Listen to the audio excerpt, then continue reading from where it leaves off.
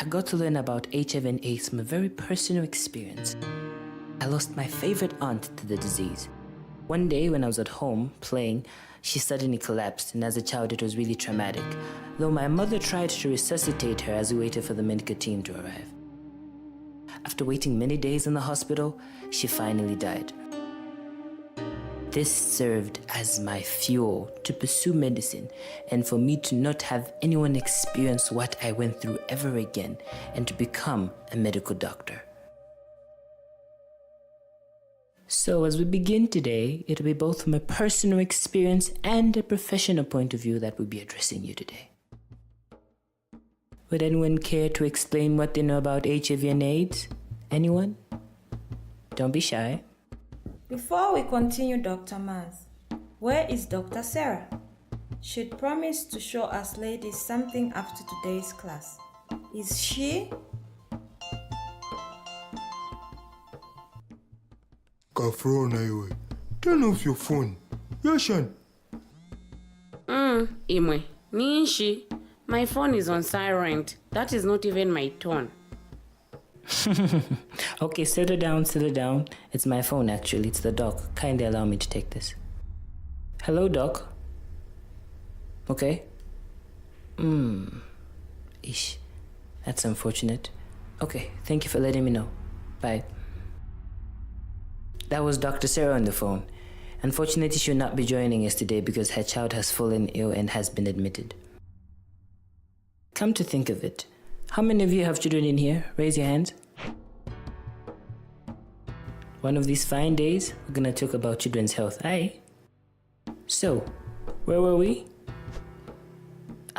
Yes, I had asked a question about information concerning HIV and AIDS.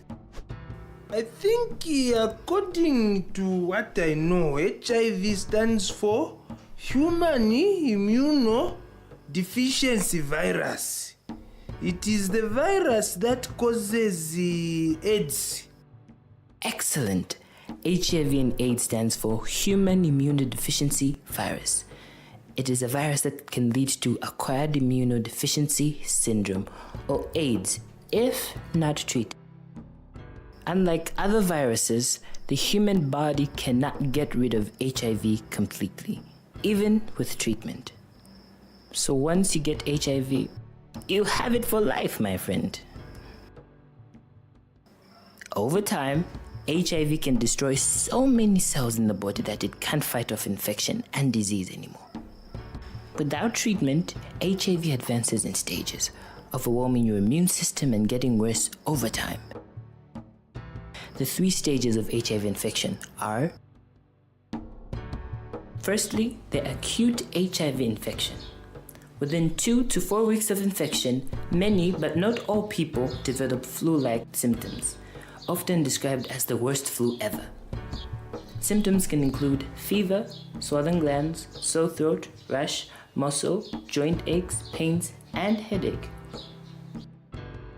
People who think they have been infected recently are in the acute stage of infection should seek medical attention right away. Starting treatment at this stage can be very beneficial to your health. During the acute stage of infection, you are at a very high risk of transmitting HIV to your sexual or needle-sharing partners because the levels of HIV in your bloodstream are extremely high. The second stage, the clinical latency stage, or HIV inactivity.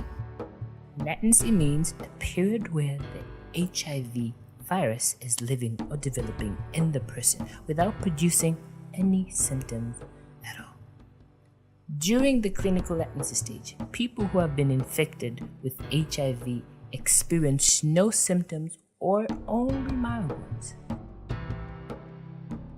During the clinical latency stage, the HIV virus continues to reproduce at a very low level, even if it cannot be detected with standard laboratory tests.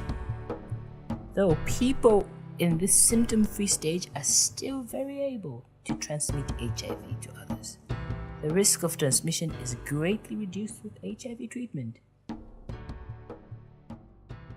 Let's look at this brief illustration. HIV attacks the body's immune system, specifically the CD4 cells, which help the body fight off infection. Untreated, HIV reduces the number of CD4 cells in the body, making the person more likely to get other infections or infection-related cancers. These opportunistic infections or cancers take advantage of the very weak immune system and signal that the person has AIDS, the last stage of HIV infection.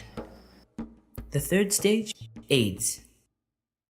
This is the stage of HIV infection that occurs when your immune system is badly damaged and you become vulnerable to opportunistic infections.